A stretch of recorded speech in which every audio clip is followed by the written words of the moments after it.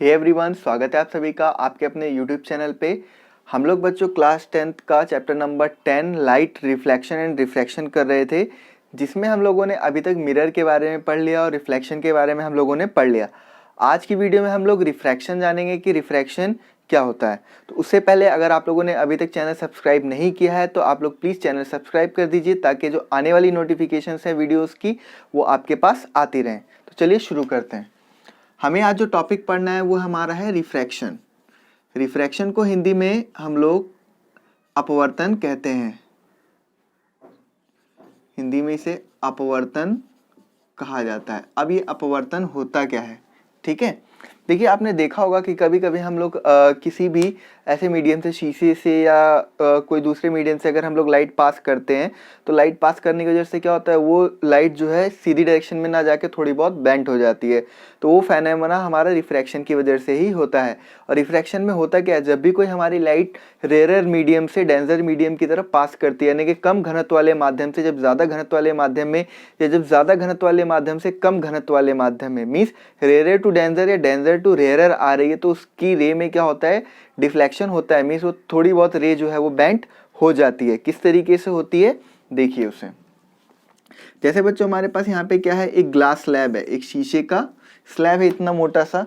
अब क्या होगा, अगर हम लोग यहाँ से एक रे इसके ऊपर स्ट्राइक करेंगे, ठीक है, तो ये रे जानी कैसी चाहिए थी, रे तो ऐसे करके जानी चाहिए थी, सीधी सीधी, ठीक है। लेकिन होता क्या है कि रे जो है, उससे पहले एक और चीज जान लो, इसको हवा को हम लोग मीडियम 1 मान रहे हैं और इसको हम लोग मीडियम 2, ठीक है। हवा का माध्यम क्या होगा, कम घनत्व का होगा, और जो इसका माध्यम होगा यानी ग्लास का माध्यम होगा, मीडियम होगा, वो उसका जो डेंसिटी होगी वो क्या होगी, ज़्यादा होगी। तो जब भी कोई रे ऑफ लाइट पास करेंगे हम लोग तो जानी सीधी चाहिए थी, लेकिन क्या होगा, यहाँ पे अगर हम लोग एक नॉर्मल ड्रॉ करें तो वो लाइन जो है इस टूवर्ड्स द नॉर्मल जो है वो बेंट हो जाएगी। मीन्स ये नॉर्मल लाइन है और इस नॉर्मल लाइन की तरफ वो वाली लाइन जो है वो बेंट हो जाएगी। और जैसे ही वो लाइन यहाँ से निकलेगी, मीन्स दोबारा अगर वो जब डेंसर से रेयर मीडियम में जाएगी, मीडियम 2 से दोबारा से मीडियम 1 में जाएगी, तो away from the normal bent हो जाएगी। अब इसको जाना चाहिए था ऐसे करके, है ना, लेकिन अब ये कहाँ चली जाएगी, ऐसे करके बेंट हो जाएगी, अवे फ्रॉम द नॉर्मल जो है बेंट हो जाएगी।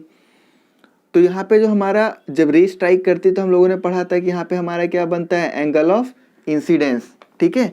यहाँ पे क्या बनेगा, एंगल ऑफ रिफ्रैक्शन, यहाँ पे एंगल ऑफ इंसिडेंस और यहाँ पे एंगल ऑफ इमरजेंस बनेगा, ठीक है। ये चीज़ आप लोगों को क्लियर होनी चाहिए। और यहाँ पे बच्चों क्या होगा, इसको हम लोग बोलेंगे डिस्टेंस एक्चुअल पाथ से कितना हुआ,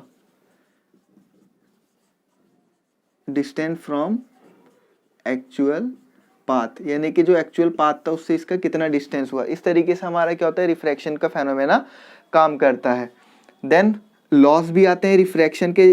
भाई जब रिफ्लेक्शन के लॉ आए थे तो रिफ्रैक्शन भी अपना दावा ठोकेगा कि हमारे भी कुछ लॉ दो, तो वहाँ पे इसके भी लॉ आते हैं और वो दोनों लॉ बिल्कुल सेम टू सेम हमारे रिफ्लेक्शन की तरह ही है। पहला कि एंगल ऑफ साइन आई जो है वो क्या हो जाएगा, हमेशा sine i always equal to sine r, ठीक। एंड देन सेकंड इज जो आपकी नॉर्मल है, रिफ्लेक्टेड है और रिफ्रैक्टेड है, तीनों के तीनों क्या करेंगी, एक ही प्लेन के ऊपर लाई करेंगे। सेकंड लॉ में भी आप ये लिख लोगे, the angle of incidence, the ray of incidence and the ray of reflected and the emergence ray lie on the same plane. तीनों की तीनों क्या करेंगी, एक ही प्लेन के ऊपर लाई करेंगी। तो ये हमारा होता है रिफ्रैक्शन का फेनोमेना, ठीक है। अब इसी में हम लोग जानेंगे कि रिफ्रैक्शन के बारे में तो हमने जान लिया, लेकिन अब हमें रिफ्रैक्टिव इंडेक्स के बारे में भी जानना है, जिससे रिलेटेड एग्जाम में क्वेश्चंस भी आते हैं।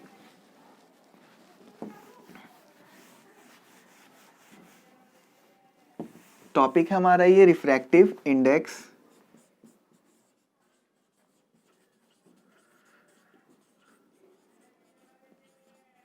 इसे हम लोग हिंदी में अपवर्तनांक भी कहते हैं हिंदी में, ठीक है।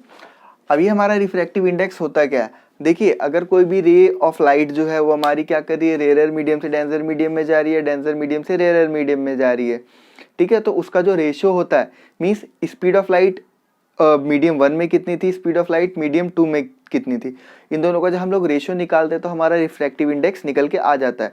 जैसे हवा में मान लिया कि हवा में जो हमारी स्पीड ऑफ लाइट होती है वो कितनी होती है 1 मान लिया, वाटर के अंदर 1.33 सॉरी जो इसका रिफ्रैक्टिव इंडेक्स वाटर का होता है, मीन्स वाटर जो है हवा से थोड़ा ज़्यादा डेंस है। देन ग्लास की शीशे की बात करेंगे, शीशा उससे भी ज़्यादा डेंस है। देन अगर हम लोग डायमंड की बात करते हैं डायमंड उससे भी ज़्यादा डेंस है। तो ये क्या होते हैं, कुछ तरीके होते हैं जिससे हम लोग ये पता करते हैं, रिफ्रैक्टिव इंडेक्स ही एक तरीका जिससे हम लोग ये पता करते हैं कि कोई भी जो हमारा मटेरियल है वो कितना ज़्यादा डेंस है।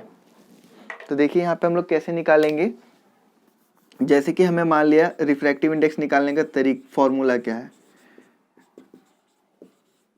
Refractive index is equal to speed of light in medium 1 upon में speed of light in medium 2।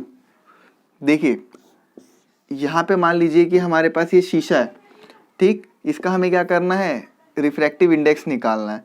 तो यहाँ पे हवा जो होगी वो मीडियम 1 हो जाएगी और जो ग्लास होगा वो मीडियम 2 हो जाएगा।